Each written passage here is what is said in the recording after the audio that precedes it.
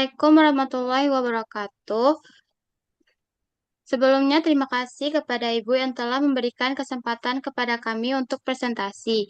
Nah, perkenalkan kami dari kelompok 1, 2, dan 3 akan mempresentasikan tugas review artikel dalam mata kuliah metodologi penelitian ini. Nah, pada kesempatan ini kami akan membahas dua artikel ilmiah, yang keduanya diterbitkan di jurnal internasional bereputasi dan sama-sama mengangkat tema besar yang dampaknya terhadap berbagai aspek kehidupan ekonomi. Next. Baik, artikel pertama yang berjudul Digital Finance Public Governance Level and Corporate ESG Performance, yang artinya keuangan digital, tingkat tata kelola publik, dan kinerja ESG perusahaan. Nah, artikel ini ditulis oleh seorang peneliti yang bernama Soi Wang dan diterbitkan dalam jurnal internasional bereputasi tinggi bernama International Review of Economics and Finance, tepatnya pada volume 108 di tahun 2026 dengan total panjang artikelnya sebanyak 15 halaman.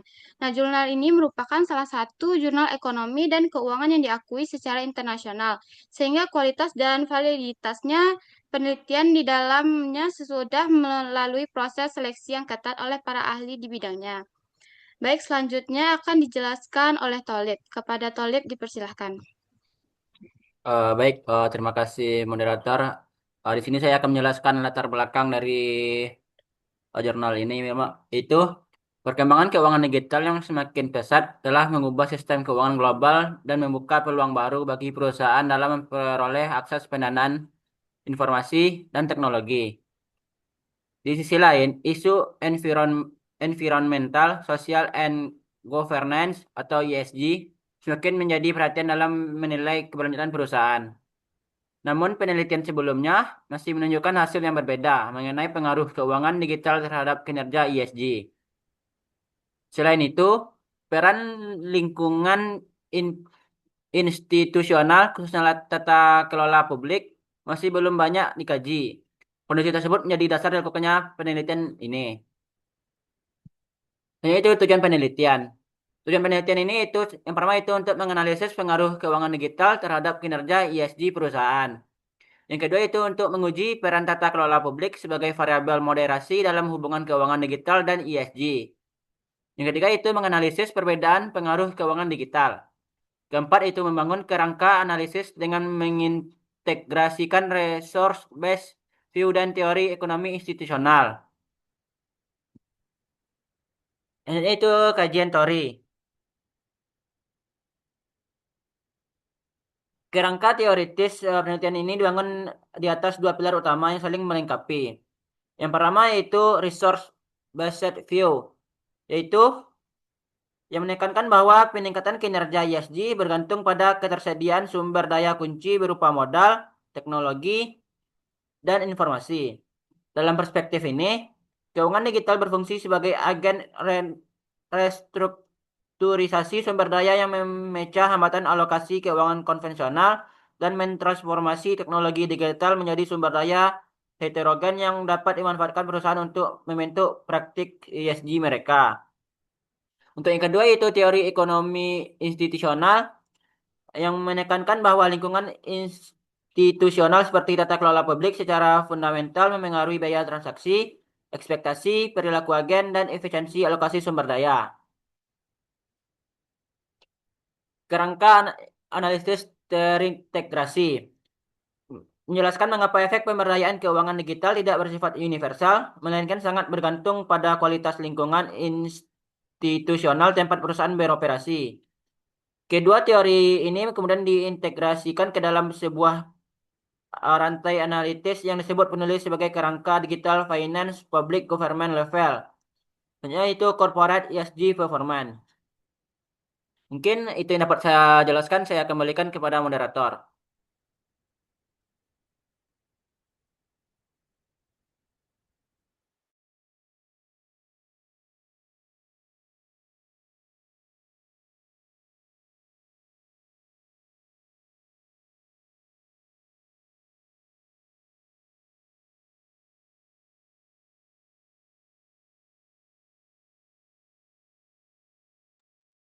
Baik, terima kasih kepada Tolib. Materi selanjutnya akan dijelaskan oleh Nurul. Kepada Nurul dipersilahkan. Baik, terima kasih kepada moderator. Selanjutnya saya akan menjelaskan penelitian terdahulu pada artikel yang pertama ini. Jadi, penelitian terdahulu yang menjadi acuan pada artikel ini terbagi dalam dua arus yang saling berlawanan. Untuk arus yang pertama yaitu kubu promosi, didukung oleh Ren et al. Yang meneliti pada tahun 2023 yang membuktikan secara empiris bahwa keuangan digital meningkatkan ESG melalui pengurangan asimetri informasi dan perluasan kanal pembiayaan. Kemudian juga diteliti oleh MU et al. Pada tahun 2023 yang juga menemukan hubungan positif antara keduanya. Dan Dada Bada pada tahun 2025 dan Elili pada tahun 2024 juga meneliti hal yang sama dan memperkuat argumen ini dari sudut pandang inklusi keuangan dan tanggung jawab sosial. Next. Selanjutnya untuk arus kedua yaitu kubu inhibisi atau anti-ESG yang diwakili oleh Fang pada tahun 2025 dan Zhou pada tahun 2024 meneliti dan membuktikan bahwa yang memperingatkan orientasi profit jangka pendek keuangan digital ini dapat memicu finansialisasi perusahaan dan mengalihkan sumber daya dari investasi ESG jangka panjang. Untuk gap penelitiannya, penulis mengidentifikasi bahwa perbedaan mendasar antara dua kubu ini bersumber dari perbedaan asumsi mengenai logika alokasi sumber daya dan kurangnya perhatian terhadap peran lingkungan institusional. Celah inilah yang menjadi justifikasi utama untuk memasukkan tata kelola publik sebagai variabel moderasi. Sekian yang dapat saya sampaikan, saya kembalikan kepada moderator. Baik, terima kasih kepada Nurul. Materi selanjutnya akan dijelaskan oleh Anissa Fitri. Kepada Anissa dipersilahkan.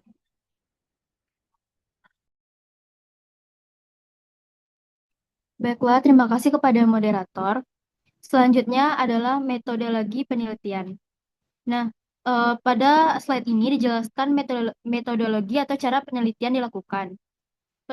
Penelitian ini menggunakan data perusahaan A-Share China selama periode 2011 sampai 2023. Data diambil dari beberapa sumber seperti CSMAR, Bloomberg, dan Indeks Inklusi Keuangan Digital dari Peking University. Setelah proses penyaringan data, diperoleh sekitar 24,753 sampel perusahaan. Data juga dilakukan Windsorization untuk mengurangi pengaruh nilai ekstrim. Nah, pada model empiris, penelitian menggunakan dua model analisis. Model pertama digunakan untuk melihat pengaruh langsung digital finance terhadap ESG. Sedangkan model kedua menambahkan variabel moderasi, tata kelola publik, serta interaksi antara digital finance dan tata kelola publik. Penelitian ini juga menggunakan fixed effect perusahaan dan tahun agar hasil lebih akurat dan mengurangi bias. Nah, untuk mengatasi masalah endogenitas digunakan metode 2SLS dengan variabel instrumental berupa jarak geografis kota ke Hangzhou. Metode ini bertujuan memastikan hubungan yang ditemukan benar-benar bersifat kausal.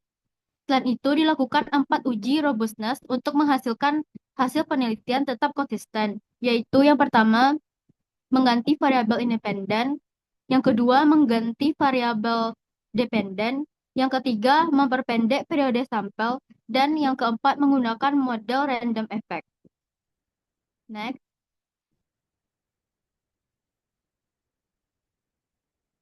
Nah, slide ini menjelaskan tentang hasil utama penelitian. Hasil penelitian menunjukkan bahwa keuangan digital memiliki pengaruh positif dan signifikan terhadap kinerja ESG perusahaan. Artinya semakin berkembang penggunaan keuangan digital, maka kinerja ESG perusahaan juga semakin baik. Hasil ini konsisten di seluruh model penelitian. Bahkan setelah ditambahkan variabel kontrol dan fixed effect, uji robustness dan metode 2SLS juga memperkuat bahwa hubungan tersebut bersifat kausal dan bukan kebetulan. Penelitian ini didukung oleh teori resource-based view yaitu keuangan digital membantu perusahaan memperoleh akses yang lebih baik terhadap modal, informasi, dan teknologi sehingga mendukung peningkatan ESG. Dan itu ditemukan adanya efek moderasi dari tata kelola publik. Tata kelola publik yang baik dapat memperkuat pengaruh keuangan digital terhadap ESG. Mekanismenya adalah melalui penurunan biaya transaksi dan peningkatan pengawasan perusahaan. Jadi kombinasi antara keuangan digital dan tata kelola publik menciptakan efek sinergi yang mendorong peningkatan kinerja ESG perusahaan. Sekian materi dari saya kembalikan ke moderator.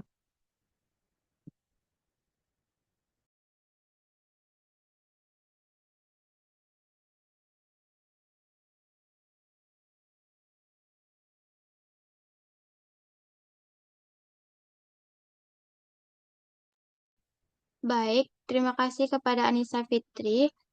Penjelasan selanjutnya akan dijelaskan oleh Delsya. Kepada Delsya dipersilakan. Baik, terima kasih moderator. Untuk hasil dan pembahasan selanjutnya, peneliti melakukan analisis heterogenitas. Analisis heterogenitas bertujuan untuk melihat apakah pengaruh keuangan digital terhadap kinerja ESG memiliki kekuatan yang berbeda pada kondisi atau kelompok tertentu. Nah, hasil penelitian menunjukkan bahwa pengaruh keuangan digital terhadap ESG lebih kuat pada daerah dengan pembangunan pemerintahan digital yang tinggi. Hal ini terjadi karena daerah yang memiliki sistem pemerintahan digital yang baik biasanya mempunyai infrastruktur teknologi, pelayanan publik, dan sistem informasi yang lebih efektif. Akibatnya, perusahaan dapat lebih mudah memanfaatkan layanan keuangan digital untuk mendukung praktik ESG mereka. Kemudian, pengaruh yang lebih kuat juga ditemukan pada perusahaan non-negara atau non-state-owned enterprise. Perusahaan non-negara biasanya memiliki keterbatasan akses pendanaan dibanding perusahaan milik negara. Oleh karena itu, keberadaan keuangan digital menjadi solusi alternatif untuk memperoleh pembiayaan dan meningkatkan aktivitas ESG perusahaan. Selain itu, pengaruh yang lebih besar juga terjadi pada industri dengan tingkat polusi tinggi. Hal ini disebabkan karena industri tersebut berada di bawah tekanan regulasi lingkungan yang lebih ketat, sehingga perusahaan lebih terdorong menggunakan keuangan digital untuk mendukung program ESG dan memperbaiki citra perusahaan.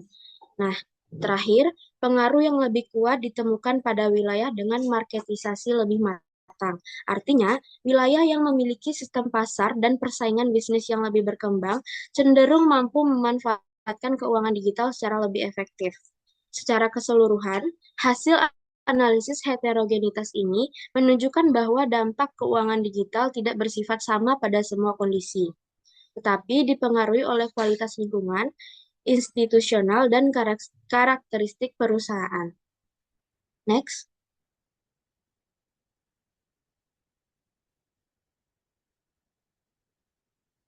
Nah, selanjutnya, untuk kesimpulan penelitiannya, penelitian ini menyimpulkan bahwa keuangan digital secara konsisten dan signifikan meningkatkan kinerja ESG perusahaan, dengan pengaruh yang semakin kuat ketika didukung oleh kualitas tata kelola publik yang baik, menggunakan kerangka yang mengintegrasikan research-based view dengan teori ekonomi institusional. Penelitian ini menunjukkan bahwa efektivitas keuangan digital sangat bergantung pada kondisi institusional, di mana perusahaan beroperasi. Secara kebijakan, pemerintah perlu mendorong inovasi keuangan digital yang diarahkan pada pembiayaan ESG, memperkuat tata kelola publik, serta mempercepat pembangunan pemerintahan digital di daerah tertinggal dengan pendekatan yang terdiferensiasi bagi perusahaan non-negara dan industri berpolusi tinggi. Nah, meski demikian, penelitian ini masih terbatas pada penggunaan indeks agregat yang belum memilah dimensi keuangan digital per komponen ESG, sehingga membuka peluang penelitian lanjutan yang lebih granular tentang mekanisme keuangan digital dalam konteks pembangunan berkelanjutan. Baik, sekian dari saya kembalikan kepada moderator.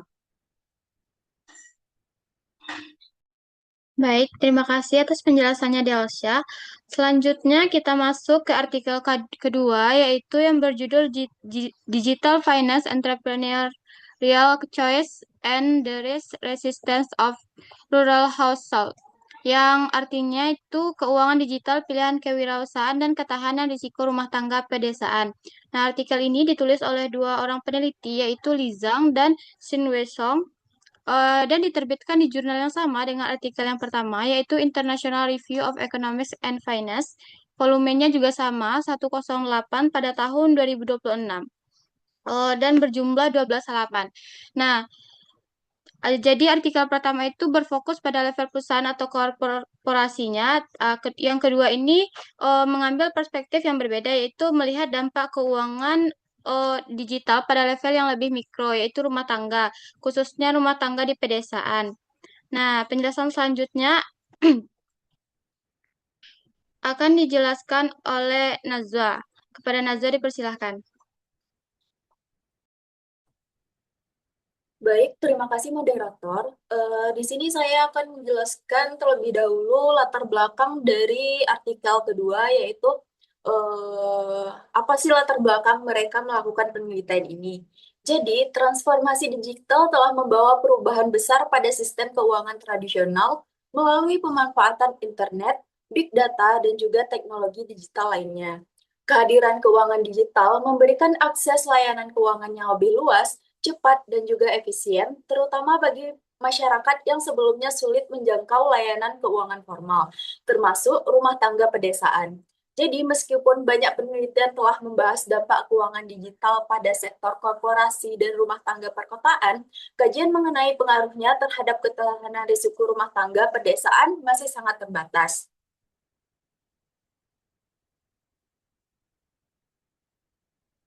Jadi oleh karena itu penelitian ini dilakukan untuk mengetahui peran keuangan digital dalam meningkatkan ketahanan ekonomi masyarakat pedesaan. Untuk yang selanjutnya yaitu tujuan dari penelitian. Yang pertama tujuannya adalah menganalisis pengaruh keuangan digital terhadap ketahanan risiko rumah tangga pedesaan di Tiongkok, di mana dia membuktikan secara empiris bahwa keuangan digital dapat secara signifikan memperkuat ketahanan risiko dan juga rumah tangga di pedesaan. Yang kedua yaitu menguji mekanisme pengaruh keuangan digital, di mana mengidentifikasi dan menguji dua mekanisme transmisi utama, yaitu stimulasi aktivitas kewirausahaan dan peningkatan investasi aset tetap sebagai jalur tidak langsung yang memediasi pengaruh tersebut. Lalu yang ketiga, tujuannya adalah menganalisis peran tingkat pendidikan sebagai variabel moderasi, di mana dia menganalisis peran moderasi tingkat pendidikan anggota rumah tangga dalam memperkuat atau memperlemah efek keuangan digital. Lalu yang terakhir tujuannya adalah menguji perbedaan dampak keuangan digital. Jadi dia akan menguji heterogenesitas dampak keuangan digital berdasarkan tingkat kapitalisasi data dan perkembangan infrastruktur keuangan tradisional di berbagai wilayah. Mungkin itu saja yang dapat saya sampaikan. Saya kembalikan kepada moderator. Baik, terima kasih atas penjelasannya Nazwa. Selanjutnya, materi selanjutnya akan dijelaskan oleh Dinda. Kepada Dinda dipersilahkan. Baik, terima kasih kepada moderator. Selanjutnya saya akan menjelaskan mengenai kajian teori. Kajian teori yang pertama adalah teori pendalaman keuangan. Teori pendalaman keuangan menjelaskan bahwa semakin luas akses layanan keuangan, maka penggunaan sumber daya menjadi lebih efisien. Nah, dalam penelitian ini, keuangan digital membantu masyarakat atau perusahaan mendapatkan akses keuangan lebih mudah dan cepat. Hal ini dapat meningkatkan ketahanan terhadap risiko, terutama di daerah yang sebelumnya kurang terlayani layanan keuangan. Yang kedua adalah teori modal sosial. Teori modal sosial menjelaskan pentingnya jaringan sosial dan hubungan antar masyarakat. Jaringan sosial membantu masyarakat berbagi informasi, sumber daya, dan mengurangi risiko bersama. Dalam konteks pedesaan, hubungan sosial yang kuat membuat masyarakat lebih mudah saling membantu saat menghadapi masalah ekonomi. Teori yang selanjutnya adalah teori modal manusia. Teori moda manusia menekankan bahwa pendidikan dan keterampilan dapat meningkatkan kemampuan seseorang. Semakin tinggi pendidikan dan kemampuan individu, maka semakin baik mereka dalam mengakses dan memanfaatkan layanan keuangan digital optimal. Teori selanjutnya adalah teori kendala pembiayaan. Teori kendala pembiayaan menjelaskan bahwa banyak masyarakat atau pelaku usaha sulit memperoleh modal karena keterbatasan akses kredit. Dengan adanya teknologi big data pada keuangan digital, hambatan tersebut menjadi lebih rendah. Akibatnya, masyarakat atau wirausahawan pedesaan yang sebelumnya sulit mendapatkan pinjaman, kini lebih mudah memperoleh modal usaha. Next. Selanjutnya adalah penelitian terdahulu. Yang penelitian terdahulunya ya adalah dampak keuangan digital tingkat korporasi. Nah, pada tingkat korporasi, beberapa penelitian menunjukkan bahwa keuangan digital memberikan dampak positif bagi perusahaan. Penelitian terdahulunya yang pertama adalah Tang dan Geng tahun 2024 menjelaskan bahwa keuangan digital meningkatkan inovasi dan efisiensi perusahaan melalui penurunan biaya pembiayaan. Yang kedua ada Li et al. Tahun 2024 menemukan bahwa keuangan digital dapat memperkuat ketahanan rantai pasokan perusahaan. Yang ketiga adalah Mu dan rekan-rekannya pada tahun 2023 menunjukkan bahwa keuangan digital juga berdampak positif terhadap kinerja ESG perusahaan. Nah, dampak keuangan digital pada tingkat rumah tangga. Pada tingkat rumah tangga, penelitian Li tahun 2020 menunjukkan bahwa keuangan digital meningkatkan konsumsi rumah tangga, terutama pengeluaran kebutuhan dasar. Selain itu, penelitian Gao dan Wang tahun 2024 menemukan bahwa keuangan digital juga membantu meningkatkan output atau hasil produk pertanian. Artinya, keuangan digital tidak hanya bermanfaat bagi perusahaan, tetapi juga bagi masyarakat dan sektor pertanian. Sekian presentasi dari saya kembalikan kepada moderator. Baik, terima kasih atas penjelasannya Dinda. Selanjutnya, materi selanjutnya akan dijelaskan oleh Dwi Arnold. Kepada Arnold dipersilahkan. Baik, terima kasih moderator. Selanjutnya saya akan melanjutkan materi yang disampaikan oleh pemateri sebelumnya, yaitu mengenai penelitian terdahulu. Selain membahas dampak keuangan digital, beberapa penelitian juga mengkaji mengenai ketahanan risiko rumah tangga pedesaan. Penelitian Su Wenzhang tahun 2025 menjelaskan bahwa pembayaran digital mampu memperkuat ketahanan risiko rumah tangga pedesaan melalui peningkatan peluang kerja dan pertanian. Dengan adanya diversifikasi sumber pendapatan, rumah tangga pedesaan tidak hanya bergantung pada hasil pertanian saja, sehingga lebih mampu bertahan ketika menghadapi risiko seperti gagal panen, penurunan harga hasil tani, maupun ketidakstabilan ekonomi. Kemudian, dalam penelitian terdahulu oleh Liu et al. Tahun 2023 menemukan bahwa koperasi pedesaan memiliki peran penting dalam membantu petani kecil menghadapi risiko pasar. Koperasi memberikan dukungan dalam bentuk akses informasi, kerjasama pemasaran, serta pelindungan terhadap fluktuasi harga sehingga risiko ekonomi yang dihadapi petani dapat dikurangi. Meskipun beberapa penelitian tersebut telah menunjukkan bahwa keuangan digital memiliki banyak manfaat, masih terdapat gap penelitian yang perlu dikaji lebih lanjut. Hingga saat ini, mekanisme spesifik mengenai bagaimana keuangan digital memengaruhi ketahanan risiko rumah tangga pedesaan masih belum dijelaskan secara mendalam. Sebagian besar penelitian hanya berfokus pada dampak umum saja keuangan digital terhadap konsumsi, produktivitas, atau efisiensi ekonomi. Namun belum banyak yang menjelaskan proses atau jalur pengaruhnya terhadap ketahanan risiko rumah tangga pedesaan secara spesifik. Oleh karena itu, penelitian ini dilakukan untuk menganalisis lebih dalam bagaimana keuangan digital dapat meningkatkan kemampuan rumah tangga pedesaan dalam menghadapi berbagai risiko ekonomi dan ketidakpastian. Sehingga diharapkan penelitian ini dapat memberikan kontribusi baru dalam pengembangan literatur mengenai keuangan digital dan ketahanan ekonomi masyarakat pedesaan. Boleh next. Selanjutnya kita membahas metodologi penelitian, yaitu prosedur atau pendekatan sistematis untuk mengumpulkan dan menganalisis data guna menjawab pertanyaan penelitian secara ilmiah. Tentu saja penelitian ini menggunakan pendekatan kuantitatif berbasis data panel dengan model fixed effect ganda yang mengontrol efek tetap pada tingkat rumah tangga dan waktu dengan standar error yang diklaster pada tingkat provinsi. Data bersumber dari 3 gelombang China Household Finance Survey atau CHFS pada tahun 2015, 2017, dan 2019 dengan menghasilkan 7.039 observasi setelah pembersihan data. Pengujian hipotesis mediasi menggunakan model mediasi bertahap yang dimana untuk 2 variabel perantara secara terpisah, yaitu aktivitas kewirausahaan dan investasi aset tetap. Pengujian efek modernisasi dilakukan melalui model interaksi antara variabel keuangan digital dan tingkat pendidikan tentu saja.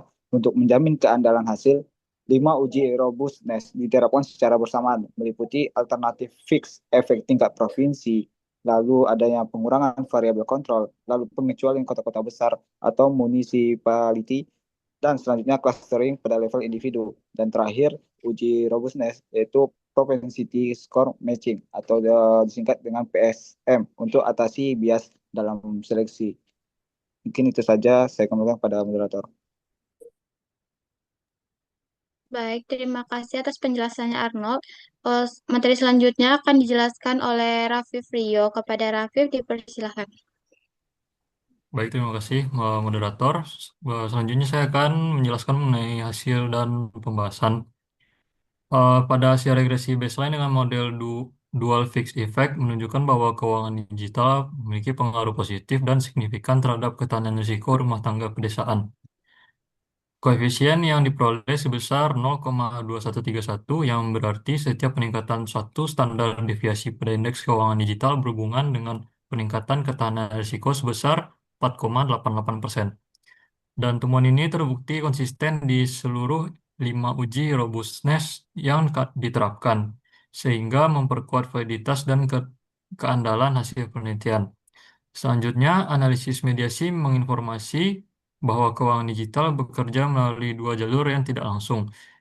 Jalur pertama yaitu keuangan digital yang mendorong aktivitas kewirausahaan dengan koefisien 0,2605 yang kemudian memperkuat ketahanan risiko melalui diversifikasi pendapatan.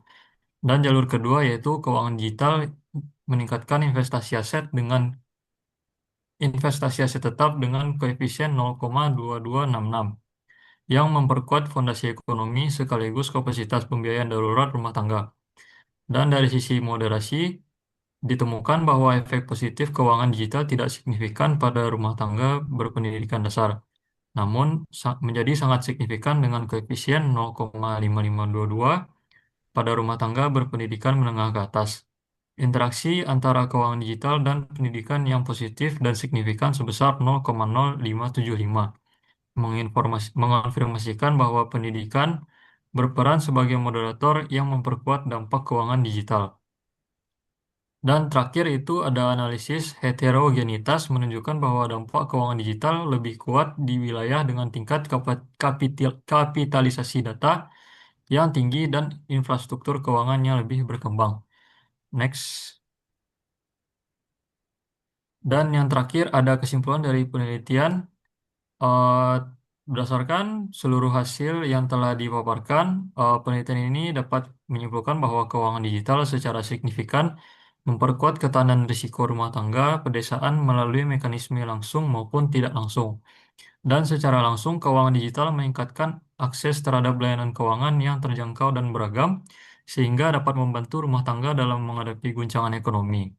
Dan secara tidak langsung, keuangan digital bekerja melalui 2 jalur mediasi, yaitu mendorong kewirausahaan yang mendiversifikasi pendapatan, serta meningkatkan investasi aset tetap yang memperkuat fondasi ekonomi rumah tangga. Dan pendidikan terbukti menjadi moderator positif yang memperbesar manfaat keuangan digital, di mana rumah tangga dengan pendidikan lebih tinggi memperoleh keuntungan yang lebih besar. Dan adapun implikasi kebijakan dari penelitian ini ya, mencakup beberapa hal penting, yaitu yang pertama, perlunya program literasi keuangan di pedesaan. Yang kedua, memperluas cakup layanan keuangan digital.